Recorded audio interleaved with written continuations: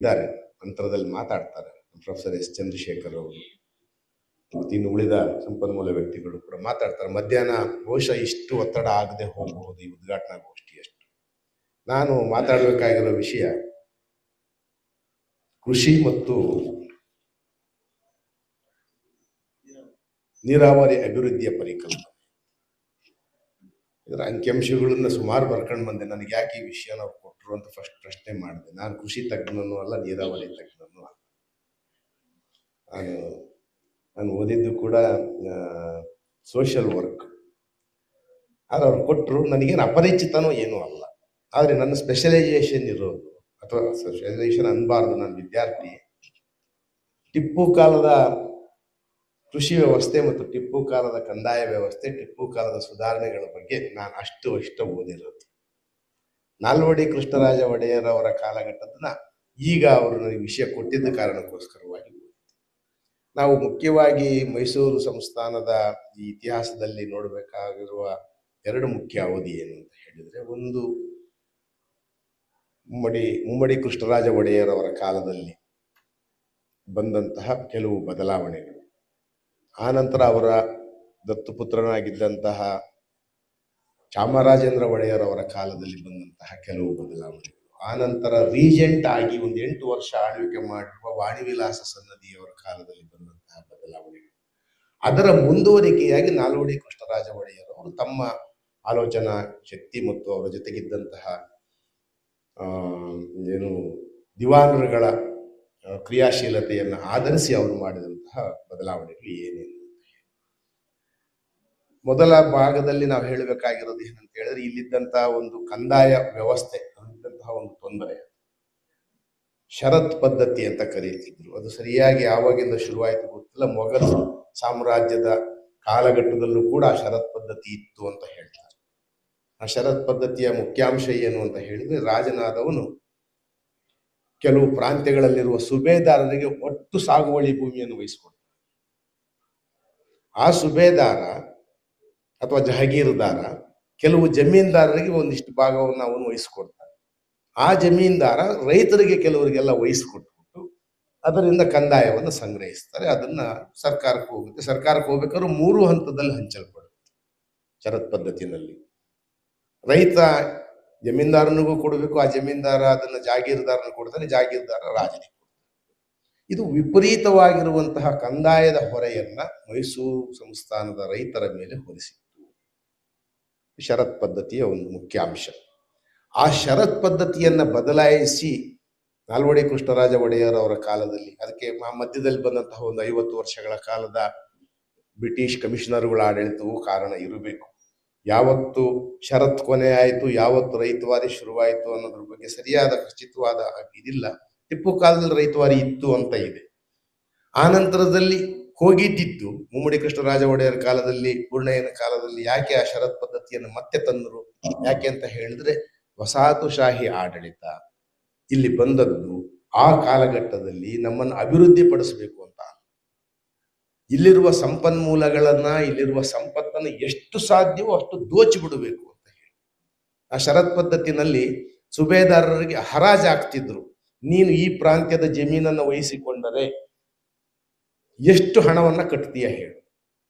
ಅದು ಜಮೀನನ್ನು ಆಧರಿಸಿದ್ದು, ಎಕರೆಗಳನ್ನು ಆಧರಿಸಿದ್ದು, ನೀರಾವರಿನ ಆಧರಿಸಿದ್ದು, ಕುಷ್ಕಿ ಜಮೀನನ್ನು ಆಧರಿಸಿದ್ದು, ಈ ರೀತಿಯಾದ ಪದ್ಧತಿ ಅಲ್ಲ. ಇಷ್ಟು ಎಕರೆ ಭೂಮಿಯನ್ನು ನಿನ್ನ ವಶಕ್ಕೆ ಕೊಡ್ತೀವಿ, ಸಾಗುವಳಿ ಭೂಮಿಯನ್ನ ನೀನು ರೈತರಿಂದ ಸಂಗ್ರಹಿಸಿರುವ ಎಷ್ಟು ತೆರಿಗೆಯನ್ನು ನಮಗೆ ಕೊಡ್ತೀವಿ. ಅದು ಹರಾಜು ತರ ನಡೆಯೋದಂತೆ. ಯಾರು ಹೆಚ್ಚುವರಿಯಾಗಿ ಕೂಗ್ತಾರೆ ಅಲ್ಲಿರೋರು, ಈ ಸರಾಯಿ ಕಾಂಟ್ರಾಕ್ಟರ್ಗಳಲ್ಲಿ ನಡೆಯುತ್ತದು. ಸಾಮಾನ್ಯವಾಗಿ ಸರಾಯಿ ಕಾಂಟ್ರಾಕ್ಟರ್ಗಳು ನಡಿಬೇಕಾದ್ರೆ ಬಿಡ್ ಮಾಡೋದು ಅಂತ ಹೇಳ್ತಾರೆ. ಆಕಾಂಕ್ಷಿಗಳು ಹೇಳ್ತಾರೆ, ನಾನು ಇಷ್ಟು ಕೊಡ್ತೀನಿ, ನನಗೆ ಈ ಜಿಲ್ಲೆ ಹೆಂಡ ಮಾರೋದು ಕೊಟ್ಟು ಬಿಡಿ ಅಂತ, ನನಗೆ ಈ ಜಿಲ್ಲೆ ಸರಾಯಿ ಮಾರೋದು ಕೊಟ್ಟು ಬಿಡಿ ಅಂತ ಹೈಯೆಸ್ಟ್ ಬಿಡ್ಡರಿಗೆ ಕೊಡ್ತಾರೆ. ಅದನ್ನ ಈ ಪದ್ಧತಿ ಕಂದಾಯದಲ್ಲೂ ಕೂಡ ಜಾರಿಗೊಳಿಸ್ಬಿಟ್ಟಿದ್ರು. ಯಾಕಂತ ಹೇಳಿದ್ರೆ, ವಸಾಹತುಶಾಹಿ ಆಡಳಿತ ಟಿಪ್ಪುವನ್ನ ಸೋಲಿಸಿದ ಮೇಲೆ, ಈ ಮೈಸೂರು ಸಂಸ್ಥಾನವನ್ನು ವಶಪಡಿಸ್ಕೊಂಡ ಮೇಲೆ ಅವ್ರಿಗಿದ್ದಂತ ಬಹಳ ಮುಖ್ಯವಾದ ಉದ್ದೇಶ, ಇದು ಸಂಪದ್ಭರಿತವಾಗಿರುವ ಪ್ರದೇಶ, ಇಲ್ಲಿ ಬೇಕಾದಷ್ಟು ಸಂಪನ್ಮೂಲ ಇದೆ, ಇದನ್ನ ಎಷ್ಟು ಸಾಧ್ಯವೋ ಅಷ್ಟು ದೋಚಬೇಕು. ಅದಕ್ಕೋಸ್ಕರವಾಗಿ ಆ ಷರತ್ ಪದ್ಧತಿಯನ್ನು ತಂದ್ರು. ಅದರಿಂದ ಆದ ಪರಿಣಾಮ ಎಲ್ಲರಿಗೂ ಗೊತ್ತಿದೆ, ರೈತರು ಬಹಳ ಬಡವರಾಗುವ ಆಹಾರ ಧಾನ್ಯಗಳ ಲಭ್ಯತೆ ಇಲ್ಲದಿರುವಷ್ಟಾಗೋಯಿತು. ಯಾಕಂತ ಹೇಳಿದ್ರೆ ವಿಚಿತ್ರವಾಗಿರುವ ಒತ್ತಡಗಳಿಂದ ಕಂದಾಯವನ್ನು ವಸೂಲಿ ಮಾಡ್ತಾ ಇದ್ರು. ದುರಾಶಾಗ್ರಸ್ತರಾಗಿರುವಂತಹವರು, ದಯಾಳುಗಳಾಗಿರೋರು ಯಾರೋ ಕೆಲವರು ಇದ್ದು ಸ್ವಲ್ಪ ಬಿಟ್ಟುತ್ತಿದ್ರಂತೆ, ಇನ್ನು ಉಳಿದವರೆಲ್ಲರೂ ಕೂಡ ವಿಪರೀತವಾಗಿ ಒತ್ತಡ ಮಾಡ್ತಾ ಇದ್ರು. ಇದರ ಪರಿಣಾಮವಾಗಿ ಅಂತಿಮವಾಗಿ 1876ರಿಂದ 78ರವರೆಗೆ ಭೀಕರವಾಗಿರುವಂತಹ ಒಂದು ಕ್ಷಾಮ ಮೈಸೂರು ಸಂಸ್ಥಾನವನ್ನು ಆವರಿಸಿತು. ಅದು ಅಂತಿಂತ ಭೀಕರವಾದ ಕ್ಷಾಮ ಅಲ್ಲ, ಆಹಾರದ ಲಭ್ಯತೆಯ ಕೊರತೆಯಿಂದ 10,50,000 ಜನ ಅವತ್ತು ತೀವ್ರ. ಅಂದ್ರೆ ಅದನ್ನ ಅಂಕಿಅಂಶದಲ್ಲಿ ಹೇಳಬೇಕು ಅಂತ ಹೇಳಿದ್ರೆ, ಸಂಸ್ಥಾನದಲ್ಲಿದ್ದ 4 ಭಾಗದ ಜನರಲ್ಲಿ 1 ಭಾಗದ ಜನ ಹಸಿವೆಯಿಂದ ಸತ್ತು, ಕೋಟಿಗಟ್ಟಲೆ ಸ್ವತ್ತು ನಾಶ ಆಗೋಯ್ತು. ಆಹಾರ ಧಾನ್ಯದ ಲಭ್ಯತೆ ಇಲ್ಲದೆ ರೋಗ ರುಜಿನಗಳು, ಸಾಂಕ್ರಾಮಿಕ ರೋಗಗಳು ಬೇರೆ ಹಬ್ಬಕ್ಕೆ ಶುರುವಾಗ್ಬಿಟ್ಟು ಹಸಿವೆಯಿಂದಾಗಿ. ಆದ್ರಿಂದ ವಸಾಹತುಶಾಹಿ ಆಡಳಿತಕ್ಕೆ ಅನಿವಾರ್ಯವಾಗೋಯ್ತು ಅವರು ತಾವು ಮತ್ತೊಂದು ಸಲ ಏನಾದರೂ ಮಾಡಿ ಇದನ್ನ ಮೈಸೂರು ಮಹಾರಾಜರದೇ ಸುಪರ್ದಿಗೆ ಬಿಟ್ಟುಕೊಟ್ಟು ಬಿಡಬೇಕು ಅನ್ನೋ ಕಾರಣ. ಆ ರೀತಿಯಾಗಿ ಅವರಿಗೆ ಕಂಡ 10 ಕೋಟಿ ರೂಪಾಯಿ ಸ್ವತ್ತು ನಷ್ಟ ಆಗಿತ್ತು. 80 ಕೋಟಿ ರೂಪಾಯಿ ಬ್ರಿಟಿಷ್ ಸರ್ಕಾರದ ಹತ್ರ ಸಾಲ ಆಗೋಗಿತ್ತು ಈ ಕಾರಣಕ್ಕೋಸ್ಕರವಾಗಿ, ಈ ಕ್ಷಾಮದ ಕಾರಣಕ್ಕೋಸ್ಕರವಾಗಿ. ಆದ್ರಿಂದ ಆಗ 1891ರಲ್ಲಿ ಅದನ್ನ ವಹಿಸಿಕೊಟ್ಟು ಬೇರೆಯವರಿಗೆ, ನೀವು ಇದನ್ನ ರಾಜ್ಯಭಾರ ಮಾಡಿ. ಯಾಕಂದ್ರೆ ಅಲ್ಲಿ ಆಕ್ರೋಶ. ಆ ಹೊತ್ತಿಗೆ ನಗರ ರೈತ ದಂಗೆ ನಡೆದಿತ್ತು ಬೂದಿ ಬಸಪ್ಪ ನಾಯಕನ ನೇತೃತ್ವದಲ್ಲಿ. ಬಹಳ ದೊಡ್ಡ ದೊಡ್ಡ ಪ್ರಾಂತ್ಯಗಳಲ್ಲೆಲ್ಲವೂ ಕೂಡ ರೈತಾಪಿ ದಂಗೆಗಳು ನಡೆದಿದ್ವು. ಬರೀ ನಗರ ಪ್ರಾಂತ್ಯ ಮಾತ್ರ ಅಲ್ಲದೆ ದಕ್ಷಿಣ ಕನ್ನಡದಲ್ಲೂ ನಡೆದಿತ್ತು. ಇಲ್ಲಿ ಹೊಳೆ ನರಸೀಪುರ, ಚನ್ನರಾಯಪಟ್ಟಣ, ಈ ಚನ್ನಗಿರಿಗಳಲ್ಲೂ ನಡೆದಿತ್ತು. ಇದೆಲ್ಲವನ್ನ ನಿಭಾಯಿಸೋದಕ್ಕಾಗದೆ ಮತ್ತು ಇಲ್ಲಿ ಏನು ಉಳಿದಿಲ್ಲ ಅನ್ನೋ ಕಾರಣಕ್ಕೆ ಮೈಸೂರು ಮಹಾರಾಜರಿಗೆ ಅದನ್ನು ವಹಿಸಿಕೊಟ್ರು. ಮತ್ತೊಂದು ಸಲ ನೀವೇ ನಿಮ್ಮ ಆಡಳಿತವನ್ನ ಮಾಡಿ ಅಂತ ಹೇಳಿ. ಆಗ ಅಧಿಕಾರಕ್ಕೆ ಬಂದಂತಹ ಚಾಮರಾಜೇಂದ್ರ ಒಡೆಯರು 13 ವರ್ಷ ಆಡಳಿತವನ್ನು ಮಾಡಿದರು. ಆ ಸಮಯದಲ್ಲಿದ್ದಂತಹ ಋಣಭಾರ 2 ಕೋಟಿ ರೂಪಾಯಿ. ಅದನ್ನ ಕಳೆದು ಅವರು 26 ಲಕ್ಷ ಲಾಭ ಇರೋ ರೀತಿಯಲ್ಲಿ ಮಾಡಿದ್ರು. ಅಂದ್ರೆ ಅಷ್ಟು ಬೇಗ. ಯಾಕೆ ಅಂತ ಹೇಳಿದ್ರೆ ಅವರಿಗೆ ಗೊತ್ತಾಯ್ತು, ನಾವು ಈ ಪದ್ಧತಿನಲ್ಲಿ ನಾವು ಭೂ ಕಂದಾಯವನ್ನ ಮಾಡಿದ್ರೆ, ರೈತರನ್ನ ಸುಲಿದ್ರೆ, ಕೃಷಿಯನ್ನ ನಾವು ನಿಭಾಯಿಸಿದ್ರೆ ಸಾಧ್ಯವೇ ಇಲ್ಲ, ನಾವು ಆಳ್ವಿಕೆ ಮಾಡೋದಕ್ಕಾಗೋದಿಲ್ಲ ಅಂತ ಹೇಳಿ. ಮತ್ತು ಅವರ ಸ್ಥಳೀಯ ರಾಜರಾದ್ದರಿಂದ ಅವ್ರ ವಿಶ್ವಾಸವನ್ನ ಅವರು ಗಳಿಸಬೇಕಾಯ್ತು. 1886ರಲ್ಲಿ ಚಾಮರಾಜ ಒಡೆಯರು ಒಂದು ವ್ಯವಸಾಯ ಇಲಾಖೆಯನ್ನು ಆರಂಭಿಸಿದರು. ಯಾಕಂದ್ರೆ ವ್ಯವಸಾಯವನ್ನ ಈ ರೀತಿಯಾಗಿ ಸುಬೇದಾರಗಳು, ಜಾಗೀರ್ದಾರಗಳು, ಜಮೀನ್ದಾರರುಗಳ ನಿಯಂತ್ರಣಕ್ಕೆ ಬಿಟ್ಟರೆ ಉಪಯೋಗ ಇಲ್ಲ. ಅದನ್ನ ನಾವು ಏನಾದರೂ ಮಾಡಿ ಒಂದು ಕ್ರಮಕ್ಕೆ ತರಬೇಕು ಅಂತ ಹೇಳಿ ಆ ಚಾಮರಾಜ ಒಡೆಯರ್ ಅವರು ಬಹಳ ಬೇಗನೆ ತೀರು ಹೋಗ್ತಾರೆ, 36 ವರ್ಷಕ್ಕೆ.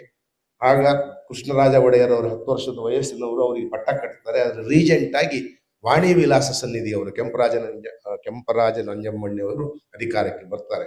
ಅವರ ಕಾಲದಲ್ಲಿ ಒಂದು ಆಲೋಚನೆಯನ್ನ ಮಾಡಿ, ಈ ಚಿತ್ರದುರ್ಗ ಮತ್ತು ಈ ಪ್ರಾಂತ್ಯದಲ್ಲಿರುವಂತಹ ಬರದ ಸೀಮೆಗೆ ಏನಾದರೂ ಮಾಡಿ ನೀರು ಒದಗಿಸ್ಬೇಕು ಅಂತ ಹೇಳಿ ಇಂಜಿನಿಯರ್ಗಳ ಜೊತೆಗೆ ಸಮಾಲೋಚನೆ ಮಾಡಿ ಅವರು ಅಲ್ಲಿದ್ದಂತಹ ಒಂದು ನೀರಾವರಿ ಯೋಜನೆಯನ್ನ ಜಾರಿಗೆ ತರ್ತಾರೆ.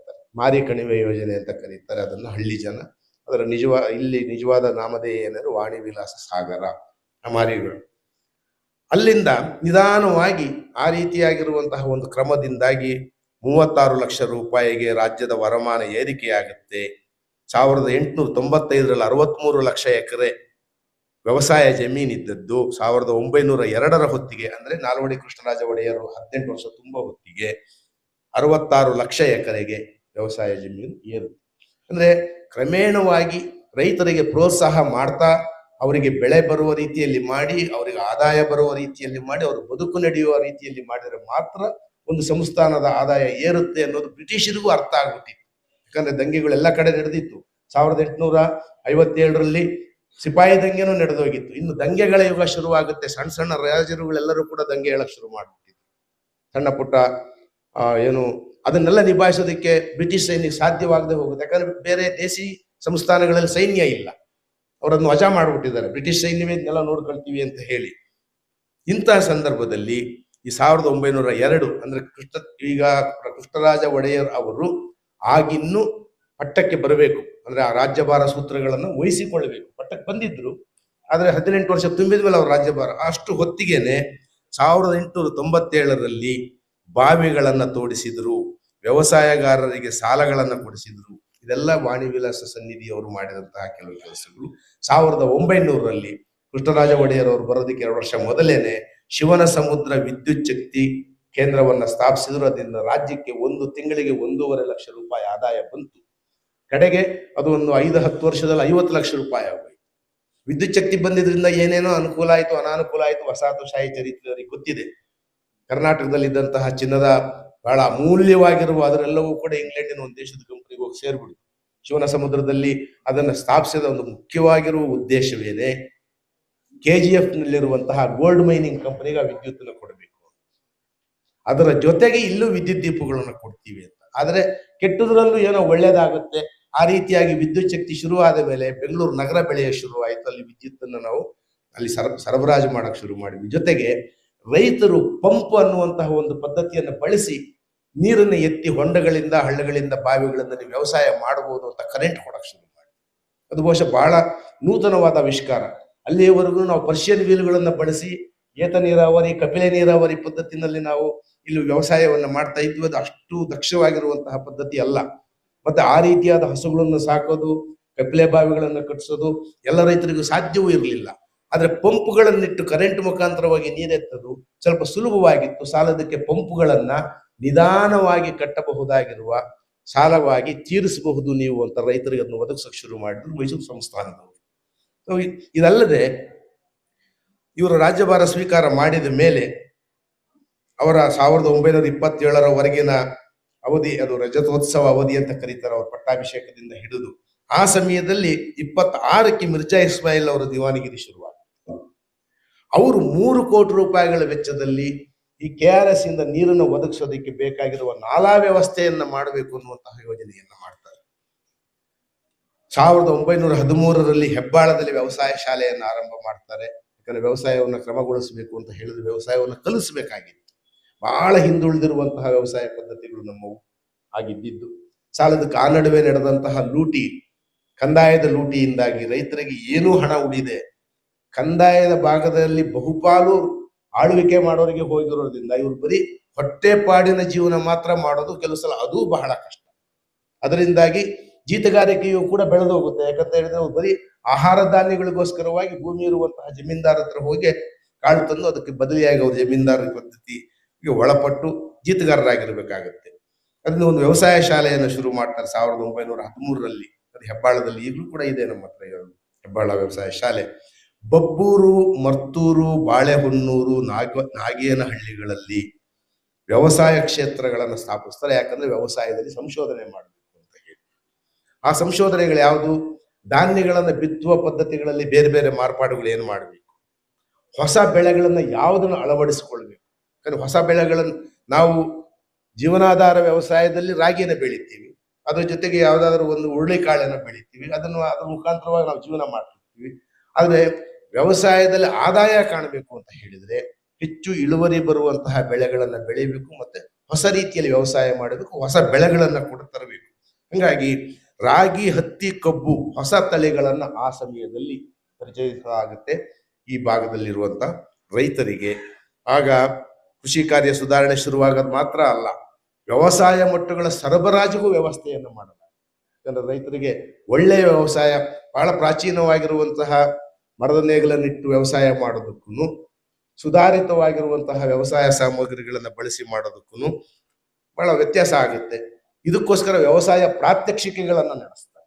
ರೈತರು ಕಲ್ತ್ಕೊಳ್ಳಿ ಅಂತ ಹೇಳಿ ಡೆಮಾನ್ಸ್ಟ್ರೇಷನ್ಸ್ ಮಾಡ್ತಾರೆ. ಗಂಜಾಂ, ಇರ್ವಿನ್ ನಾಲಾ ಪ್ರದೇಶ ಮತ್ತು ಹೆಸರುಘಟ್ಟಗಳಲ್ಲಿ ಹಣ್ಣುಗಳ ಬೆಳೆಗಳನ್ನು ಬೆಳೆಯೋದಕ್ಕೆ ರೈತರಿಗೆ ಪ್ರೋತ್ಸಾಹವನ್ನು ಕೊಡ್ತಾರೆ. ಟಿಪ್ಪು ಕಾಲದಲ್ಲೂ ಇತ್ತು ತಕಾವಿ ಸಾಲ ಕೊಡುವಂತ ಪದ್ಧತಿ, ಅದು ಮಧ್ಯದಲ್ಲಿ ನಿಂತೋಗಿತ್ತು. ಆನಂತರ ಮತ್ತೆ ಇವರು ಶುರು ಮಾಡ್ತಾರೆ ಅದನ್ನ, ತಕಾವಿ ಸಾಲ ಮತ್ತು ದೀರ್ಘಾವಧಿ ಸಾಲ. ಅದೇ ಸಮಯದಲ್ಲಿ ಭೂಮಿಯನ್ನ ಅಡಮಾನ ಮಾಡಿಕೊಂಡು ಸಾಲ ಕೊಡುವಂತಹ ಪದ್ಧತಿಗೆ ಅಡಮಾನು ಬ್ಯಾಂಕ್ಗಳನ್ನು ಸ್ಥಾಪಿಸ್ತಾರೆ. ಅದು ಈಗಲೂ ನಮ್ಮಲ್ಲಿ ಮುಂದುವರೆದಿದೆ. ಅಡಮಾನು ಬ್ಯಾಂಕ್ಗಳು ಎಲ್ಲಿ ಬೆಳೆಯಾಗುವುದಿಲ್ಲವೋ ಆ ಬೆಳೆಯಾಗದಿರುವ ಜಾಗದಲ್ಲಿ ಕಂದಾಯ ಮಾಫಿ ಮಾಡುವಂತಹ ಒಂದು ಪದ್ಧತಿಯನ್ನ ನಾಲ್ವಡಿ ಕೃಷ್ಣರಾಜೇಂದ್ರ ಒಡೆಯರ್ ಅವರು ಒಂದು ಆರಂಭಿಸ್ತಾರೆ. ಇವರ ಕಾಲಘಟ್ಟದಲ್ಲಿ ಬರೀ ಮಾರಿಕಣಿವೆ ಮಾತ್ರ ಅಲ್ಲ, ವಾಣಿ ವಿಲಾಸ ಸಾಗರ ಮಾತ್ರ ಅಲ್ಲ, ಅದು 1907ರಲ್ಲಿ ಶುರುವಾಗಿರುತ್ತದೆ ಕಾರ್ಯಾಚರಣೆ. 6,000 ಹೆಕ್ಟೇರಿಗೆ ನೀರಾವರಿ ಇದನ್ನು ಒದಗಿಸ್ತಾ ಇರುತ್ತೆ. 6,000 ಹೆಕ್ಟೇರಿಗೆ ಕೊಡ್ತಾ ಇರುತ್ತೆ. 12,000 ಎಕರೆ ಅಚ್ಚುಕಟ್ಟಿರುತ್ತೆ. ಅದನ್ನು ಮುಂದುವರಿಸೋದಕ್ಕೆ ಅವಕಾಶವೂ ಇರುತ್ತೆ. ಅಷ್ಟೊತ್ತಿಗೆ ಅದು ಏನು 1907 ಆಗ KRS ನ ಒಂದು ನಿರ್ಮಾಣ ಕಾರ್ಯವನ್ನು ಕೂಡ ಕೈಗೊಂಡು KRS ನಿರ್ಮಾಣ ಶುರುವಾಗಿದ್ದು 11ರಲ್ಲಿ 1931ರಲ್ಲಿ ಅದು ಮುಕ್ತಾಯ 20 ವರ್ಷಗಳ ಕಾಲ ನಿರ್ಮಾಣ ಕಾರ್ಯ ನಡೀತು. ಇಡೀ ಭಾರತದಲ್ಲಿ ಅಷ್ಟು ದೊಡ್ಡ ಜಲಾಶಯ ವ್ಯವಸಾಯಕ್ಕೋಸ್ಕರ ಕಟ್ಟಿದ್ದು ಆ ಕಾಲಘಟ್ಟದಲ್ಲಿ ಇರಲಿಲ್ಲ. ಅದಕ್ಕೆ ಖರ್ಚಾಗಿರೋದು ಹಣ 2,42,00,000 ರೂಪಾಯಿ. ಅದರಲ್ಲದೇನೆ ಮಿರ್ಜಾ ಇಸ್ಮಾಯಿಲ್ ಅವರು ಅವರೇ ಉಸ್ತುವಾರಿನಲ್ಲಿ 2 ಕೋಟಿ ವೆಚ್ಚ ಮಾಡಿ ಇರ್ವಿನ್ ನಾಲೆಯನ್ನ ಅರೇಂಜ್ ಮಾಡ್ತಾರೆ. 1,20,000 ಎಕರೆಗೆ ನೀರಾವರಿ ವ್ಯವಸ್ಥೆಯನ್ನ ಇದರ ಮುಖಾಂತರವಾಗಿ ಒದಗಿಸಲಾಗುತ್ತೆ. ಮಳವಳ್ಳಿ, ಟಿ ನರಸೀಪುರ, ಮಂಡ್ಯ, ಮದ್ದೂರು ಈ ಪ್ರಾಂತ್ಯಗಳು ಆಗ ನೀರಾವರಿಗೆ ಒಳಪಟ್ಟು ಆ ಹೊತ್ತಿಗೆ ಭತ್ತ ಮತ್ತು ರಾಗಿ ಹೊಸ ತಳಿಗಳನ್ನು ಕಂಡುಹಿಡಿಯಲಾಗಿತ್ತಾದ್ದರಿಂದ ವ್ಯವಸಾಯ ಶಾಲೆಗಳಲ್ಲಿ ಅದನ್ನ ಬಳಸಿ ಇಲ್ಲಿನ ರೈತರು ಹಸಿರು ಕಾಣುವಂತಾದ್ರು ಮತ್ತು ಅವರು ತಮ್ಮ ಜೀವನವನ್ನು ಸುಧಾರಣೆ ಮಾಡ್ಕೊಳ್ಳೋದಕ್ಕೆ ಸಾಧ್ಯ ಆಯಿತು. ಇದಲ್ಲದೆ ಹಲವಾರು ಕಿರು ಜಲಾಶಯಗಳನ್ನು ನಿರ್ಮಿಸಿದ್ರು. ಯಾಕಂದ್ರೆ ಬ್ರಿಟಿಷರು ಬಂದ ಮೇಲೆ ಏನ್ ಮಾಡಿದ್ರು, ಜಲಾಶಯಗಳನ್ನ, ಗೋಕುಂಟೆಗಳನ್ನ ಇತ್ಯಾದಿಗಳನ್ನೆಲ್ಲ ಇದು ಸರ್ಕಾರದ ಆಸ್ತಿ ಅಂತ ತಗೊಂಡ್ಬಿಟ್ಟಿತ್ತು. ನೀತಿಯಲ್ಲಿ ಆ ರೀತಿಯಾಗಿರುವಂತಹ ಒಂದು ವ್ಯತ್ಯಾಸ ಬಂದೋಗಿತ್ತು. ಇದನ್ನೆಲ್ಲ ಇಲ್ಲಿ ಮೀನ್ ಬೆಳೆದ್ರೆ ನಮ್ದು ಸರ್ಕಾರದ್ದು, ಕಾಡಿದ್ರೆ ಅದು ಸರ್ಕಾರದ್ದು, ಗೋಮಾಳ ಇದ್ರೆ ಸರ್ಕಾರದ್ದು. ಗೋಮಾಳದಲ್ಲಿ ಮೇಯಿಸೋದಕ್ಕೋಸ್ಕರ ಕೂಡ ಫೀಸ್ ಕೊಡ್ಬೇಕಾಗ್ತದೆ. ಗೋಮಾಳದಲ್ಲಿ ಹುಲ್ಲು ಕತ್ತರಿಸೋದಕ್ಕೆ ಏನು ದುಡ್ಡು ಕೊಡ್ಬೇಕಾಗ್ತಿತ್ತು ಸರ್ಕಾರಕ್ಕೆ. ಅದಕ್ಕೆ ಮೊದಲು ಅವೆಲ್ಲವೂ ಕೂಡ ಸಮುದಾಯ ಸಂಪನ್ಮೂಲಗಳು. ಪ್ರಾಚೀನವಾಗಿ ಬೆಳೆದು ಬಂದ ರೀತಿಯಲ್ಲಿ ಹುಲ್ಲುಗಾವಲುಗಳಿರಲಿ, ಜಲಾಶಯಗಳಿರಲಿ, ಕೆರೆ ಕುಂಟೆಗಳಿರಲಿ, ಅದು ಸಮುದಾಯಕ್ಕೆ, ಆ ಗ್ರಾಮಕ್ಕೆ ಸಂಬಂಧಪಟ್ಟಿದ್ದು. ಯಾವಾಗ ಅದು ಸರ್ಕಾರದ್ದು ಅಂತ ಅವ್ರು ತಗೊಂಡ್ರು, ಜನ ಅದರ ನಿರ್ವಹಣೆ ಮಾಡೋದನ್ನ ಬಿಟ್ರು. ಸರ್ಕಾರ ಅನುದಾನ ಕೊಡ್ತಿಲ್ಲ ನಿರ್ವಹಣೆಗೆ, ಜನ ಅದನ್ನು ನಿರ್ವಹಣೆ ಮಾಡಲಾರದೆ ಹೋದ್ರು. ಯಾಕಂದ್ರೆ ಅದ್ರ ನೀರು ಬಳಸೋದಕ್ಕೆ ದುಡ್ಡು ಕಟ್ಟಬೇಕು. ಆಗಿರುವಂತಹ ಕಂದಾಯ ಪದ್ಧತಿಯಲ್ಲಿ ಅವ್ರ ಹತ್ರ ಮಿಗುತಾಯದ ಹಣ ಇಲ್ಲ ಈ ರೀತಿಯಾದ ವ್ಯವಸ್ಥೆಗಳನ್ನ ಕೊಂಡುಕೊಳ್ಳೋದಕ್ಕೆ. ಅದಕ್ಕೋಸ್ಕರವಾಗಿ ಆದ್ರೆ ಇವ್ರ ಕಾಲ ಬಂದ ತಕ್ಷಣನೇ ಕಿರು ಜಲಾಶಯಗಳನ್ನು ಕೂಡ ಆರಂಭಿಸಿದ್ರು. ಅಂಜನಾಪುರ, ಗೋಪಾಲ, ಭೀಮನಹಳ್ಳಿ, ಚಂದನಹಳ್ಳಿ, ನೆಲ್ಲಿಗೆರೆ, ಭೃಗು ನದಿ ಜಲಾಶಯ ಇತ್ಯಾದಿ ಹಲವು ಕಿರು ಜಲಾಶಯಗಳು. ದೊಡ್ಡವು 1,20,000, 6,000 ಹೆಕ್ಟೇರ್ ಈ ರೀತಿ ನೀರಾವರಿ ಮಾಡವಲ್ಲದೆ ಇವನ್ನು ಕೂಡ ಶುರು ಮಾಡಿದ್ರು. ನೀರಾವರಿ ಕಾಮಗಾರಿಗಳಿಗೆ ಈ 13 ವರ್ಷದಲ್ಲಿ 3.5 ಕೋಟಿ ರೂಪಾಯಿ ಹಣವನ್ನ ವೆಚ್ಚ ಮಾಡಿದ್ರು. ಕೆರೆಗಳ ಪುನರುಜ್ಜೀವನ ಮಾಡಿದ್ರು, ಹಳೆವನ್ನ ಹೊಸ ಕೆರೆಗಳನ್ನ ನಿರ್ಮಾಣ ಮಾಡಿದ್ರು. 7,400 ಕೆರೆಗಳ ಜೀರ್ಣೋದ್ಧಾರ ಮಾಡಿಸಿದ್ರು ನಮ್ಮ ನಾಲ್ವಡಿ ಕೃಷ್ಣರಾಜ ಒಡೆಯರ ಕಾಲದಲ್ಲಿ. ಆ ಸಮಯದಲ್ಲಿ ಕೆರೆಗಳನ್ನ ದೊಡ್ಡ ದೊಡ್ಡ ಕೆರೆಗಳನ್ನ ಕಟ್ಟಿಸಿದ್ರು. ಕೇತೋಹಳ್ಳಿ ಕೆರೆ, ಮರಳವಾಡಿ ಕೆರೆ, ಹೈರಿಗೆ ಕೆರೆ, ತುಂಬಾಡಿ ಕೆರೆ, ದಳವಾಯಿ ಕೆರೆ, ನಿಡಸಾಲಿ ಕೆರೆ, ಬಾವನಹಳ್ಳಿ ಕೆರೆ, ಕಾಮಸಮುದ್ರ, ಸವಳಂಗ ಕೆರೆ ಇತ್ಯಾದಿ 22 ಲಕ್ಷ ರೂಗಳನ್ನು ವೆಚ್ಚ ಮಾಡಿ ಬೆಂಗಳೂರು, ಮೈಸೂರು, ತುಮಕೂರು, ಕೋಲಾರ, ಶಿವಮೊಗ್ಗ, ಹಳೆ ಮೈಸೂರು ಪ್ರಾಂತ್ಯ ಅಂತ ನಾವು ಇವತ್ತಿನ ಮುಖ್ಯ ವ್ಯವಸಾಯ ಭೂಮಿ ಇರುವ ಜಾಗ ಯಾವ್ದು ಹೇಳ್ತಿದ್ದೀವಿ, ಆ ಭಾಗದಲ್ಲಿ ಆ ಕಾಲಕ್ಕೆ 22 ಲಕ್ಷ ರೂಪಾಯಿ ಖರ್ಚು ಮಾಡಿ ದೊಡ್ಡ ದೊಡ್ಡ ಕೆರೆಗಳನ್ನ, ಇವಾಗಲೂ ಕೂಡ ಕೆರೆಗಳು ಕಾರ್ಯಾಚರಣೆಯಲ್ಲಿ ಇದಾವೆ. ಆ ಸಮಯಕ್ಕೆ ನೀರಾವರಿ ಅಭಿವೃದ್ಧಿ ನಿಧಿ ಅನ್ನೋದನ್ನು ಸ್ಥಾಪಿಸಿ ಇದನ್ನು ನಿರ್ವಹಣೆ ಮಾಡ್ಕೊಂಡು ಹೋಗೋದಕ್ಕೋಸ್ಕರವಾಗಿ 1939ರಲ್ಲಿ ಆರಂಭಿಕ ನಿಧಿ ಅಂತ ಹೇಳಿ ಅದನ್ನು ವ್ಯವಸ್ಥೆ ಮಾಡೋದಕ್ಕೆ 28 ಲಕ್ಷ ರೂಗಳನ್ನ ನಾಲ್ವಡಿ ಕೃಷ್ಣರಾಜ ಒಡೆಯರ್ ಅವರು ಒದಗಿಸಿದ್ರು. 1905ಕ್ಕೆ ಸಹಕಾರಿ ಸಂಘಗಳನ್ನ ಶುರು ಮಾಡಿದ್ರು, ರೈತರಿಗೆ ಸಾಲ ಕೊಡೋದಕ್ಕೆ ಅವರವರೇ ಸೇರಿ ಸಾಲ ತಗೊಳ್ಳೋ ರೀತಿಯಲ್ಲಿ. ಮತ್ತು ರೇಷ್ಮೆ ಬೆಳೆ ಬೆಳೆಯೋರಿಗೆ, ಇದು ಟಿಪ್ಪು ಕಾಲದಲ್ಲಿ ಇತ್ತು, ರೇಷ್ಮೆ ಬೆಳೆಯನ್ನ ಪರಿಚಯಿಸಿದ ಮತ್ತು ಆ ತಳಿಗಳನ್ನ ತಂದಂಥದ್ದು ಮಧ್ಯದಲ್ಲಿ ಎಲ್ಲೋ ನಿರ್ಲಕ್ಷ್ಯಕ್ಕೊಳಗಾಗಿ ಬಿಟ್ಟೋಗಿತ್ತು. ರೇಷ್ಮೆ ಬೆಳೆಯನ್ನ ಬೆಳೆಯುವಂತಹ ರೈತರಿಗೆ ನಾಮಮಾತ್ರದ ಬಡ್ಡಿಯಲ್ಲಿ ಸಾಲವನ್ನ ಕೊಡೋದಕ್ಕೆ ಶುರು ಮಾಡಿದ್ರು. ಮತ್ತು ಉತ್ತಮ ತಳಿಯ ಹಿಪ್ಪುನೇರಳೆ ಕಡ್ಡಿಗಳನ್ನ ಸರ್ಕಾರವೇ ನಿಂತು ಸರಬರಾಜು ಮಾಡೋದಕ್ಕೆ ಶುರು ಮಾಡ್ತು. ರೇಷ್ಮೆ ಮೊಟ್ಟೆಗಳನ್ನ ಸರಬರಾಜು ಮಾಡೋದಕ್ಕೆ ಶುರು ಮಾಡಿದ್ರು. ಇದರಿಂದ ಸುಮಾರು 2 ಲಕ್ಷ ಕುಟುಂಬಗಳಿಗೆ ಜೀವನಾಧಾರ ಒದಗಿತು. ಈಗಲೂ ಕೂಡ ಈ ಪ್ರಾಂತ್ಯದಲ್ಲಿ ರೇಷ್ಮೆ ಬೆಳೆ ಅನ್ನುವಂಥದ್ದು ಎಷ್ಟು ಚೆನ್ನಾಗಿ ರೈತರ ಜೀವನ ಆಧಾರವಾಗಿದೆ ಅನ್ನೋದನ್ನ ನನಗೆ ಗೊತ್ತಿದೆ. ರಾಮನಗರದಲ್ಲಿ, ಚನ್ನಪಟ್ಟಣದಲ್ಲೂ ಆ ಸುತ್ತಮುತ್ತ ಇರೋ ಪ್ರಾಂತ್ಯದವರಿಗೆ. ಟಿ ನರಸೀಪುರದಲ್ಲಿ ಈ ರೇಷ್ಮೆ ಎಳೆಗಳನ್ನು ಬಿಚ್ಚೋದಕ್ಕೋಸ್ಕರವಾಗಿ ಒಂದು ಫಿಲೇಚರ್ನು ಕೂಡ ಸ್ಥಾಪಿಸಿದ್ರು. ಉಣ್ಣೆ ನೇಯ್ಗೆ ಕಾರ್ಖಾನೆಯನ್ನು ಸ್ಥಾಪಿಸಿದ್ರು. ಬರೀ ಉಣ್ಣೆ ನೇಯ್ಗೆ ಕಾರ್ಖಾನೆ ಮಾತ್ರ ಅಲ್ಲ, ಅದಕ್ಕೋಸ್ಕರವಾಗಿ ಉತ್ತಮ ತಳಿಯ ಕುರಿಗಳನ್ನ ತರಿಸಿ, ಮೆರಿನೋ ಟಗರುಗಳು ಅಂತ ಆ ಟಗರುಗಳನ್ನ 27 ಸಂಖ್ಯೆಯಲ್ಲಿ ತರಿಸಿ ಅವುಗಳ ಮುಖಾಂತರವಾಗಿ ತಳಿ ಸಂವರ್ಧನೆಯನ್ನು ಮಾಡಿದ್ರು.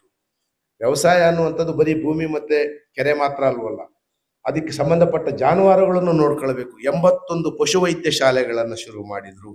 ಇವನ್ನೆಲ್ಲ ನಿರ್ವಹಿಸೋದಿಕ್ಕೆ 1927ರಲ್ಲಿ 11,018 ಗ್ರಾಮ ಪಂಚಾಯಿತಿಗಳನ್ನ ಅವರು ಶುರು ಮಾಡಿ.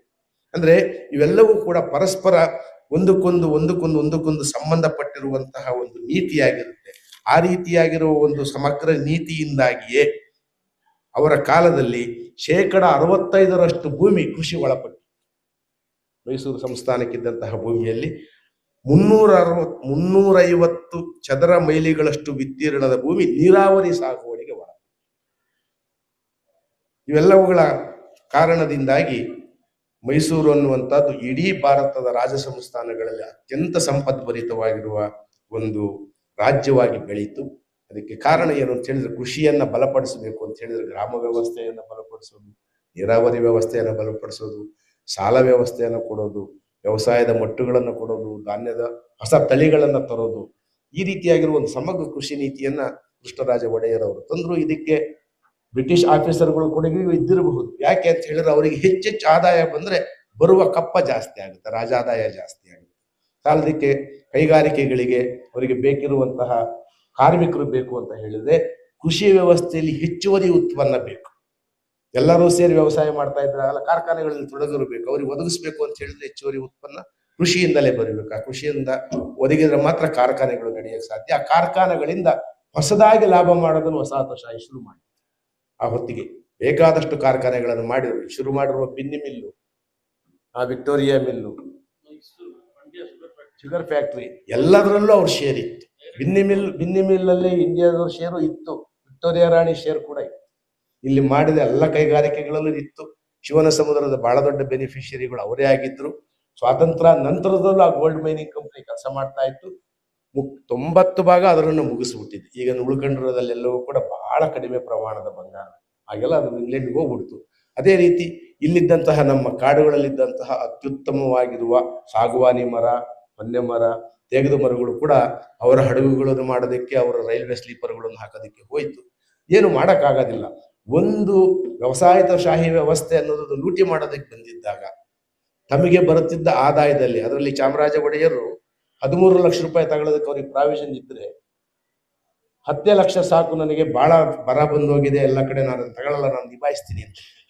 ಕೃಷ್ಣರಾಜ ಒಡೆಯರು ಕೂಡ ಬಹಳ ಸರಳವಾಗಿರುವಂತ ಒಂದು ಜೀವನ ಪದ್ಧತಿಯನ್ನು ಅಳವಡಿಸ್ಕೊಂಡಿದ್ರು. ಡೆಲ್ಲಿನಲ್ಲೋ ಎಲ್ಲ ಒಂದು ವಸ್ತು ಪ್ರದರ್ಶನ ಇತ್ತಂತೆ. ಎಲ್ಲ ಸಂಸ್ಥಾನಿಕ ರಾಜರು ಕೂಡ ವಸ್ತು ಪ್ರದರ್ಶನ ತುಂಬಾ ಆಡಂಬರದ ವ್ಯವಸ್ಥೆಗಳನ್ನು ಮಾಡಿ ಅಲಂಕಾರ ಮಾಡಿದ್ರಂತೆ. ಮೈಸೂರು ಸಂಸ್ಥಾನದ ಬೇಕಾದಷ್ಟು ಸಾಧನೆ ಇದೆ, ಆದ್ರೆ ಆಡಂಬರ ರಹಿತವಾಗಿರುವಂತಹ ಅಲಂಕಾರ ಇತ್ತು. ಯಾರ ಕೇಳಿದ್ರಂತೆ, ನಿಮ್ದು ಎಲ್ಲದಕ್ಕಿಂತ ಮುಂದಿರ್ಬೇಕಾಗಿರೋದು ಯಾಕೆ ಇಷ್ಟು ಸರಳವಾಗಿದೆ ಅಂತ. ಅದಕ್ಕೆ ಅವ್ರು ಹೇಳಿದ್ರಂತೆ, ಜನರ ದುಡ್ಡನ್ನ ಈ ತರ ಆಡಂಬರಗಳು ಅಲಂಕಾರಗಳಿಗೆ ಖರ್ಚು ಮಾಡೋದಕ್ಕೆಲ್ಲ ಇರೋದು ಆದ್ಯತೆ. ಅದು ಅವರ ಜೀವನವನ್ನು ಅಭಿವೃದ್ಧಿ ಪಡಿಸೋದಕ್ಕೆ ಬೇಕಾಗಿರುವ ಮೂಲ ಸೌಕರ್ಯಗಳನ್ನು ಬೆಳೆಸೋದಕ್ಕೆ ಏನ್ ಮಾಡ್ಬೇಕು ನಾನು ಅದನ್ನು ಮಾಡಬೇಕು ಹೊರತು ಇಲ್ಲಿ ಇವ್ರನ್ನ ಮೆಚ್ಚಿಸಿ ಮಾಡ್ಬೇಕಾಗಿರೋದು ಏನಿದೆ ಅಲಂಕಾರಗಳಿಂದ ಅಂತೇಳಿ ಅದೊಂದು ದೃಷ್ಟಿಕೋನ ಮತ್ತಿದೆ. ಅವ್ರನ್ನ ರಾಜರ್ಷಿ ಅಂತ ಕರೆದಿದ್ದ ಕಾರಣಕ್ಕೆ ಏನು ನಮ್ಮ ಮಹಾತ್ಮ ಗಾಂಧಿ ಅವರು ರಾಜರ್ಷಿ ಅಂತ ಕರೆಯೋದಕ್ಕೆ ಕಾರಣಗಳಿದ್ದವು. ಅವ್ರನ್ನ ನಾವು ಬಹಳ ಸಲ ಮಾದರಿ ರಾಜ ಅಂತ ಕರಿಬಹುದು. ಶಾಹು ಮಹಾರಾಜರು ಕೂಡ ಆ ಸರಳ ಜೀವನದ ಪದ್ಧತಿಯನ್ನು ಆಚರಿಸಿದ್ರು. ಅರಮನೆಯಲ್ಲಿ ಇರೋದು ಬಿಟ್ಟುಬಿಟ್ಟಿದ್ರು. ಅರಮನೆಯಲ್ಲಿ ಇದ್ರು ಸಾಧಾರಣವಾದ ಅರಮನೆ ಆಗಿತ್ತದು. ಆ ಕಾಲಘಟ್ಟಕ್ಕೆ ಏನಂತ ಬಹಳ ದೊಡ್ಡ ಅರಮನೆ ಅಲ್ಲ. ಅನಂತರದ ಬಂದ ಬೆಳವಣಿಗೆಗಳಲ್ಲಿ ಬೇಕಾದಷ್ಟು ಅರಮನೆಗಳು ಬಂದವು. ಏನೋ ಆಯ್ತು. ಆ ಸರಳವಾದ ಜೀವನ ಪದ್ಧತಿಯಲ್ಲಿ ರೈತರ ಅನುರಾಗಿಯಾಗಿ, ಎಷ್ಟರ ಮಟ್ಟಿಗೆ ಅವರು ರೈತರ ಅನುರಾಗಿ ಅಂತ ಹೇಳಿದ್ರೆ, ಯಾವುದೋ ದೂರದ ಟ್ರೈಬ್ ಒಂದು ತಮಗೇನೋ ಸಹಕಾರವನ್ನು ಮಾಡಿಕೊಡುತ್ತೆ ಅಂತ ಹೇಳಿದ್ರೆ, ಖ್ಯಾತೆ ದೇವರ ಗುಡಿಗೆ ಹೋಗಿ ಅಲ್ಲೊಂದು ಖ್ಯಾತೆ ದೇವರ ದೇವಸ್ಥಾನವನ್ನು ಕಟ್ಟಿಸಿ ವರ್ಷಕ್ಕೊಂದ್ಸಲ ಆ ದೇವರಿಗೂ ಹೋಗಿ ಕಾಣಿಕೆ ಕಳಿಸ್ಬಿಡ್ತಿದ್ರು. ಅದಕ್ಕೆ ಬದಲಿಗೆ ಅವ್ರು ತರ್ತಿದ್ದು ಸೋಲಿಗರು 2 ಕೆಲಸ ಮಾಡ್ಕೊಡ್ತಿದ್ರು. ಒಂದು ಜೇನುತುಪ್ಪನ ಮತ್ತೆ ಇನ್ನೇನಾದ್ರು ದಂತನ ತಂದು ಕೊಡ್ತಿದ್ರು. ಸಾಲದಕ್ಕೆ ಯುದ್ಧದಲ್ಲಿ ಶತ್ರು ಪಡೆಗಳು ದಾಳಿ ಮಾಡಿದ್ರೆ ಮೈಸೂರು ಸಂಸ್ಥಾನದ ಸೈನಿಕರು ಕಾಡು ದಾಟೋದಕ್ಕೆ ಬೇಕಾಗಿರುವ ಸರಕು ಸಾಗಾಣಿಕೆ ಮತ್ತು ದಾರಿ ತೋರಿಸುವಂತಹ ವ್ಯವಸ್ಥೆಗಳನ್ನು ಅವ್ರು ಮಾಡ್ತಾ ಇದ್ರು. ಅಂದ್ರೆ ಒಂದು ಜನಾನುರಾಗಿಯಾಗಿರುವ ವ್ಯಕ್ತಿತ್ವವನ್ನು ಇಟ್ಕೊಂಡು ಜನರ ಅಭಿವೃದ್ಧಿಯ ಜೊತೆಗೆ ರಾಜ್ಯಭಾರ ಮಾಡೋದಕ್ಕೆ ಹೊರಟ್ರೆ ಅನುಕೂಲ ಆಗುತ್ತೆ ಅನ್ನೋದು ಸ್ವತಃ ನಾಲ್ವಡಿ ಕೃಷ್ಣರಾಜ ಒಡೆಯರಿಗೆ ಗೊತ್ತಿತ್ತು. ಯಾಕಂದ್ರೆ ಅವ್ರು ತೀರೋಗಿದ್ದು 1940. 1940ಕ್ಕೆ ಅವ್ರು ತೀರು ಹೋಗೋ ಹೊತ್ತಿಗೆ 1917 ರಷ್ಯಾ ಕ್ರಾಂತಿ ಆಗೋದು. ರಷ್ಯಾ ಕ್ರಾಂತಿ ಆಗೋದಕ್ಕೆ ಮೊದಲು ಟಿಪ್ಪು ಸುಲ್ತಾನ್ ಫ್ರೆಂಚ್ ಕ್ರಾಂತಿಯನ್ನು ನೋಡೇನೆ ಸಿಟಿಜನ್ ಟಿಪ್ಪು ಅಂತ ಕರ್ಕೊಂಡಿದ್ದ. ಇನ್ನು ರಾಜರುಗಳ ಕಾಲ ಮುಗೀತು ಅಂತ. ಜನಸಾಮಾನ್ಯರ ಕಾಲ ಬರ್ತಾ ಇದೆ. ನಾವು ಚೆನ್ನಾಗಿ ಅಡ್ಮಿನಿಸ್ಟ್ರೇಷನ್ ಮಾಡಿದ್ರೆ ನಾವು ರಾಜರಾಗಿ ಕೂತಿರಬಹುದು. ಇಲ್ಲಿದ್ರೆ ಆಲಸ್ಯದಲ್ಲಿ ಮೈ ಮುಳುಗಿದ್ರೆ, ವಿಪರೀತವಾಗಿರುವಂತಹ ಲೋಲುಪತೆಯಲ್ಲಿದ್ರೆ ಬಂಡಾಯಗಳೆದ್ದು ನಮ್ಮನ್ನು ಅವ್ರು ತೆಗೆದಾಕ್ತಾರೆ, ರಾಜ ವ್ಯವಸ್ಥೆ ಕೊನೆಯಾಗುತ್ತೆ ಅನ್ನುವ ತಿಳುವಳಿಕೆ ಕ್ರಮೇಣವಾಗಿ ಜಗತ್ತಿನ ವಿದ್ಯಮಾನಗಳನ್ನು ನೋಡಿ ಇವರೆಲ್ಲರಿಗೂ ಗೊತ್ತಿತ್ತು. ಜೊತೆಗೆ ಫ್ರೇಜರ್, ಕೃಷ್ಣರಾಜ ಒಡೆಯರ್ ಅವರಿಗೆ ಪಾಠ ಮಾಡಿದಂತಹ ಫ್ರೇಜರ್ ಶಾಹು ಮಹಾರಾಜರಿಗೂ ಪಾಠ ಮಾಡಿದರಾಗಿ. ಫ್ರೇಜರಿಗೆ ಈ ರೀತಿಯಾದ ಸುಧಾರಣೆಗಳ ಬಗ್ಗೆ, ಸಾಮಾಜಿಕ ನ್ಯಾಯಗಳ ಬಗ್ಗೆ ಸಾಕಷ್ಟು ಒಲಿವಿದ್ದಂತಹ ಒಬ್ಬ ಇಂಗ್ಲಿಷ್ ಅಧ್ಯಾಪಕ ಆಗಿದ್ದ. ಹೆಂಗಿರುತ್ತೆ ವಿಚಿತ್ರ ಅಂದ್ರೆ, ಇಂಗ್ಲಿಷ್ ಸೇವಕರಾಗೆ ಬಂದಿರ್ತಾರೆ, ಇಲ್ಲಿ ಬಂದ ಮೇಲೆ ಕೆಲವು ಸಲ ಬಹಳ ಜನ ಮನ ಪರಿವರ್ತನೆ ಮಾಡ್ಕೊಳ್ತಿದ್ದಾರೆ. ಉದಾಹರಣೆಗೆ ಥಾಮಸ್ ಮುನ್ರೋ, ಅಲ್ಲಿಯವರೆಗೂ ಬ್ರಿಟಿಷ್ ಪ್ರಾಂತ್ಯದಲ್ಲಿ ಇದ್ದಂತಹ ಷರತ್ ತೆರಿಗೆ ವ್ಯವಸ್ಥೆಯನ್ನ ಅವನು ಬದಲಾಯಿಸ್ಬಿಡ್ತಾನೆ. ಬಳ್ಳಾರಿನಲ್ಲೆಲ್ಲ ಥಾಮಸ್ ಮನ್ರೋ ಏನಂತಾರೆ, ಇಲ್ಲ ರೈತರನ್ನ ಹಿಂಗ್ ಲೂಟಿ ಮಾಡೋದಕ್ಕಾಗೋದಿಲ್ಲ, ರೈತವಾರಿ ಪದ್ಧತಿ ಮಾಡ್ಬಿಡೋಣ ಅಂತ ಹೇಳಿ. ರೈತವಾರಿ ಪದ್ಧತಿ ಎಷ್ಟು ಪರಿಣಾಮಕಾರಿಯಾಗಿತ್ತು ಹಳೆ ಮೈಸೂರಲ್ಲಿ ಅಂತ ಹೇಳಿದ್ರೆ, 500ಕ್ಕಿಂತ ಹೆಚ್ಚು ಎಕರೆ ಜಮೀನಿರುವಂತಹ ಕುಟುಂಬಗಳು ಬರೀ 89, ಇಷ್ಟು ಸಾವಿರಾರು ಎಕರೆ ಜಮೀನು ಅಚ್ಚುಕಟ್ಟಿನಲ್ಲಿ 89 ಕುಟುಂಬಗಳಿಗೆ ಮಾತ್ರ 500ಕ್ಕಿಂತ ಹೆಚ್ಚಿಗೆ ಎಕರೆ ಜಮೀನಿತ್ತು. ಇನ್ನು ಉಳಿದಂಗೆ ಜಮೀನ್ದಾರಿ ಪದ್ಧತಿ ಅನ್ನೋದು ಇರಲೇ ಇಲ್ಲ. ಎಲ್ಲ ಸಣ್ಣ ಹಿಡುವಳಿದಾರರು. ಆ ಪ್ಯಾಟ್ರನ್ ಇವತ್ತಿಗೂ ಮುಂದುವರೆದಿದೆ. ಆ ಕಾಲದಲ್ಲೇ ಹಿಂದುಳಿದ ವರ್ಗದವರಿಗೆ ಜಮೀನನ್ನು ಕೊಟ್ಟರು, ದಲಿತರಿಗೆ ಜಮೀನನ್ನು ಕೊಟ್ಟರು. ಹೊಸದಾಗಿ ಕಾಡು ಕಡ್ದು ಯಾರು ಜಮೀನನ್ನು ಸಾಗುವಳಿ ಮಾಡ್ತೀವಿ ಅಂತ ಹೇಳಿದ್ರೆ ಪ್ರೋತ್ಸಾಹ ಧನ, ನಿಮಗೆ ನಾಮಮಾತ್ರದ ಸಾಲ, ನೀವು ಇದನ್ನ ಬೆಳೆಸ್ರಿ. ನೀವು ತರಕಾರಿ ಬೆಳಿತೀರಾ, ಅದಕ್ಕೆ ಬೇರೆ ತರದ ಸಾಲ. ಹಣ್ಣಿನ ಬೆಳೆ ಬೆಳೆದ್ರೆ 5 ವರ್ಷದ ದೀರ್ಘಾವಧಿ ಸಾಲ, ಯಾಕಂದ್ರೆ 5 ವರ್ಷದವರೆಗೂ ನಿಮ್ಗೆ ಆದಾಯ ಇದೆ. ಈ ರೀತಿಯಾದ ಸೂಕ್ಷ್ಮ ತಿಳುವಳಿಕೆಯೊಂದಿಗೆ ಕೃಷಿಯನ್ನ ಕಟ್ಟಿದರೆ ಒಂದು ರಾಜ್ಯದ ಸಂಪತ್ತು ತಾನೇ ಜಾಸ್ತಿ ಆಗುತ್ತೆ. ಅದರ ಮುಖಾಂತರವಾಗಿ ನಾವು ಇತರ ಅಭಿವೃದ್ಧಿ ಕಾರ್ಯಕ್ರಮಗಳನ್ನ ಮಾಡಬಹುದು. ಅವರದನ್ನೆಲ್ಲ ಮಾಡಿಸಿದ್ರು, ಹೆದ್ದಾರಿಗಳನ್ನು ನಿರ್ಮಿಸಿದ್ರು, ನಮ್ಮ ರಾಜ್ಯದಲ್ಲಿ ಈ ಸರಕುಗಳ ಸಾಗಾಣಿಕೆಗೆ ಬೇಕಾಗಿರೋ ವ್ಯವಸ್ಥೆಯನ್ನೆಲ್ಲ ಒದಗಿಸಿಕೊಟ್ರು. ನಮಗೆ ಆದ ಲಾಭ ಏನು ಅಂತ ಹೇಳಿದ್ರೆ, ರೈತವಾರಿ ಪದ್ಧತಿ ಬಂದಿದ್ದರಿಂದಾಗಿ ಈ ಭಾಗದಲ್ಲಿ ಊಳಿಗಮಾನ್ಯ ವ್ಯವಸ್ಥೆ ಅನ್ನೋದು ಹೆಚ್ಚು ಕಡಿಮೆ ಕುಸಿದು, ಹಿಂದುಳಿದ ವರ್ಗಗಳ ಅಸರ್ಷನ್ ಅನ್ನೋದು, ದಲಿತರ ಸ್ವಾಭಿಮಾನ ಅನ್ನೋದು ಉತ್ತರ ಕರ್ನಾಟಕದ ಜಾಗೀರು ಪ್ರಾಂತ್ಯಗಳಿಗೆ ಹೋಲಿಸಿದರೆ ಇಲ್ಲಿ ಬಹಳ ಸುಧಾರಣೆ ಆಗಿತ್ತು. ಮಹಿಳೆಯರದನ್ನ ಮೇಡಮ್ ಮಾತಾಡಿದ್ರು, ಎಷ್ಟು ಚೆನ್ನಾಗಿ ಶಿಕ್ಷಣ ಕೊಡೋದಕ್ಕೋಸ್ಕರವಾಗಿ ಎಷ್ಟು ಶ್ರಮವನ್ನು ಹಾಕಿದ್ರು ಅಭಿವೃದ್ಧಿಯನ್ನ ಸಾಧಿಸೋದಿಕ್ಕೆ ಮಹಿಳಾ ಶಿಕ್ಷಣದಲ್ಲಿ ಅಂತ. ಎಲ್ಲವೂ ಕೂಡ ಸಾಧ್ಯ ಆಗಿದ್ದು ಒಂದು ಸಮಗ್ರವಾಗಿರುವ ದೃಷ್ಟಿಕೋನದಿಂದ, ಅಭಿವೃದ್ಧಿ ದೃಷ್ಟಿಕೋನ ಅವ್ರಿಗಿದ್ದಿದ್ರಿಂದ ಅವರನ್ನ ಇದು ಮಾದರಿ ಸಂಸ್ಥಾನ ಅಂತ ಕರೆದ್ರು. ಆದ್ರೆ ಸಂಸ್ಥಾನ ಅನ್ನೋದಂತೂ ಇದ್ದೇ ಇತ್ತು, ಬ್ರಿಟಿಷರ ಕೆಳಗಿತ್ತು ಅನ್ನೋದೊಂದು ಅನಿವಾರ್ಯವಾಗಿರೋ ಪರಿಸ್ಥಿತಿ ಇತ್ತು. 1940ರಲ್ಲಿ ಅವ್ರು ತೀರಿ ಹೋಗುವ ಹೊತ್ತಿಗೆ, ಜಯಚಾಮರಾಜೇಂದ್ರ ಒಡೆಯರ್ ಅವರು ಬರೋ ಹೊತ್ತಿಗೆ ಇದು ಅತ್ಯಂತ ಸಂಪತ್ ಸಮೃದ್ಧಿಯಾಗಿರುವ, ಕೈಗಾರಿಕೆಯಲ್ಲಿ ಬೆಳೆದಿರುವ, ಸಾರಿಗೆ ವ್ಯವಸ್ಥೆಯಲ್ಲಿ ಬೆಳೆದಿರುವ, ರೈತರು ಕೂಡ ಸಾಕಷ್ಟು ಸಂತೃಪ್ತಿಯಲ್ಲಿರುವಂತಹ ಸೌಕರ್ಯಗಳನ್ನು ಹೊಂದಿದಂತಹ ಒಂದು ರಾಜ್ಯವಾಗಿ ರೂಪುಗೊಳ್ಳೋದಕ್ಕೆ ನಾಲ್ವಡಿ ಕೃಷ್ಣರಾಜ ಒಡೆಯರ್ ಅವರ ದೂರದೃಷ್ಟಿ ಕಾರಣ ಆಯಿತು. ಅದು ಅದರ ಫಲಿತಾಂಶವನ್ನು ನಾವು ಇವತ್ತು ನೋಡ್ತಾ ಇದ್ದೀವಿ. ನಮಸ್ಕಾರ.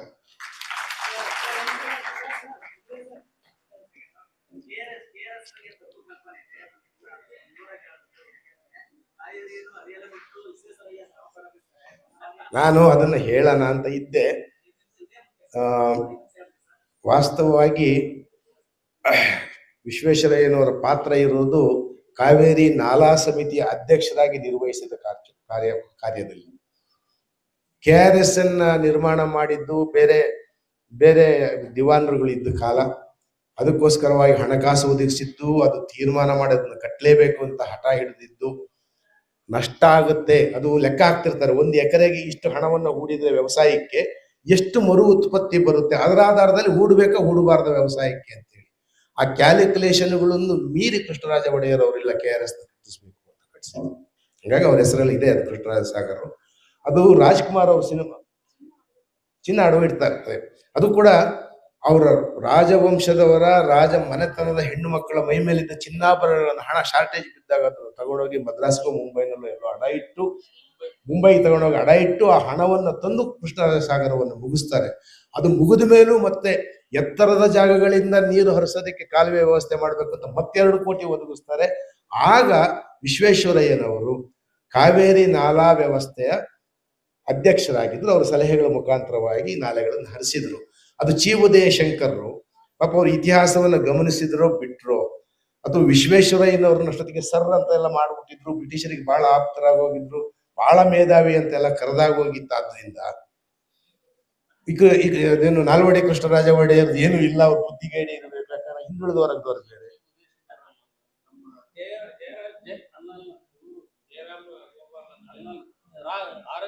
ಆರ್ ಎಸ್ ಜಯಗೋಪಾಲ್ ಇರಬೇಕು. ಅದು ಬೇರೆ ರಾಜ್ಕುಮಾರ್ ಹಾಡ್ಬಿಟ್ರು. ಅಲ್ಲಿವರೆಗೂ KRS ಕಟ್ಟಿದ್ಯಾರು ನೀರ್ ಬಿಟ್ಟಿದ್ಯಾರು ಯಾರಿಗೂ ಗೊತ್ತಿರ್ಲಿಲ್ಲ. ಈ ರಾಜ್ಕುಮಾರ್ ಬೇರೆ ಹಾಡಿ ಆ ಸಿನಿಮಾ 2 ವರ್ಷ ಓಡ್ಬಿಟ್ಟು ನೋಡಿದ್ರೆ ನೀವು ಗೊತ್ತಿದ್ರೆ ಹಾಡ್ತಿರ್ಲಿಲ್ಲ. ಹಂಗಾಗಿ ನಾವು ವಿಶ್ವೇಶ್ವರಯ್ಯ ಶ್ರಮ ಪಡದಿದ್ದಾರೆ ಅನ್ನೋದು ನಿಜ ಆಗೋಗಿ ಮಂಡ್ಯದ ರೈತರು ಎಷ್ಟೋ ಕಡೆ ವಿಶ್ವೇಶ್ವರಯ್ಯನ ಸಣ್ಣ ಸಣ್ಣ ಪ್ರತಿಮೆಗಳನ್ನೆಲ್ಲ ಹಾಕ್ಬಿಟ್ಟು ಅವ್ರಿಗೆ ವಿಶ್ವೇಶ್ವರಯ್ಯ ಅಲ್ಲರಪ್ಪ ನಾಲ್ವಡಿ ಕೃಷ್ಣರಾಜ ಒಡೆಯರ್ ಕಟ್ಟಿದ್ದು ಅಂತ ಹೇಳಿದ್ರೆ ಆರಂಭದಲ್ಲಿ 20 ವರ್ಷಗಳಿಂದ ನಮ್ಗೆ ಬಹಳ ಕಡೆ ಜಗಳ ಆಗಿದೆ ಹಳ್ಳಿಗಳಲ್ಲಿ. ವಿಶ್ವೇಶ್ವರಯ್ಯನವ್ರು ಕಟ್ಟಿದ್ದು. ಇವಾಗೇನೋ ಅದು ಬದಲಾಗಿದೆ, ನಿಧಾನವಾಗಿ ಅವೇರ್ನೆಸ್ ಬಂದಿದೆ. ನಾಲ್ವಡಿ ಅವ್ರ ಪ್ರತಿಮೆಗಳನ್ನು ಹಾಕ್ತಿದ್ದಾರೆ. ನಾಲ್ವಡಿ ಅವ್ರ ಬಗ್ಗೆ KRS ಪ್ಲಾನ್ ಮಾಡಿದ್ದು ಆರಂಭದಲ್ಲಿ ಅಲ್ಲೊಂದು ಕಟ್ಟೆ ಬರಬೇಕು ಅಂತೇಳಿ ಕಟ್ಟೆಪುರದ ಹತ್ರ ಟಿಪ್ಪು ಸುಲ್ತಾನ್ ಒಂದು ಅಡಿಗಲ್ಲೇ ಹಾಕಿರ್ತಾರೆ ಇಲ್ಲ ನೀರು ಮಾಡಬೇಕು. ಆದ್ರೆ ಅವ್ರ ಕಾಲದಲ್ಲಿ ಈಡೇರಕ್ಕಾಗೋದಿಲ್ಲ, ಯಾಕಂದ್ರೆ ಸೋತೋಗ್ತಾರೆ. ಆ ನಂತರ ಬಂದಿರೋ ಬ್ರಿಟಿಷರು ಅದನ್ನ ಬಿಟ್ಟುಬಿಟ್ಟಿರ್ತಾರೆ. ನಾಲ್ವಡಿ ಕೃಷ್ಣರಾಜ ಒಡೆಯರಿಗಿಂತ ಮೊದಲೇ ವಾಣಿ ವಿಲಾಸ ಸನ್ನಿಧಿಯವರು ಬಂದಾಗಲೇ ಆಗಿದ್ದಂತಹ ಇಂಜಿನಿಯರ್ಗಳ ಜೊತೆಗೆ ಸಮಾಲೋಚನೆ ಮಾಡಿ ಅವರು ದಿವಾನ್ ಮಾಧವರಾವ, ಮಿರ್ಜಾ ಇಸ್ಮಾಯಿಲ್ ಅವರು ಅಷ್ಟೊತ್ತಿಗೆ ಆಗ್ಲೇ ಶುರುವಾಗ್ಬಿಟ್ಟಿರುತ್ತೆ. ಯಾಕಂದ್ರೆ ಇವ್ರು 1926ಕ್ಕೆ ಮಿರ್ಜಾ ಇಸ್ಮಾಯಿಲ್ ಬಂದಿದ್ದಾರೆ. ಇದರದ್ದು ನಿರ್ಮಾಣ ಶುರುವಾಗಿರೋದು 12ರಲ್ಲಿ EN ಕೃಷ್ಣಮೂರ್ತಿ ಅವರು ಪ್ಲಾನ್ ಮಾಡಿದ್ರು.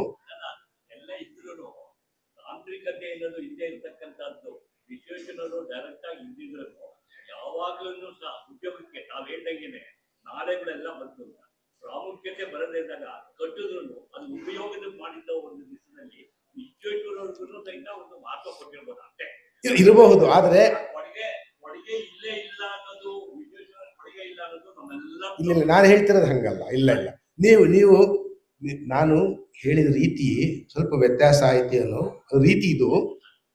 ಅದರ ಕಾರ್ಯಕ್ರಮ ಜಾರಿಯಾಗೋದ್ರಲ್ಲಿ ಮಿರ್ಜಾ ಇಸ್ಮಾಯಿಲ್ ಮತ್ತು ವಿಶ್ವೇಶ್ವರಯ್ಯವರ ಕೊಡುಗೆ ಇದೆ.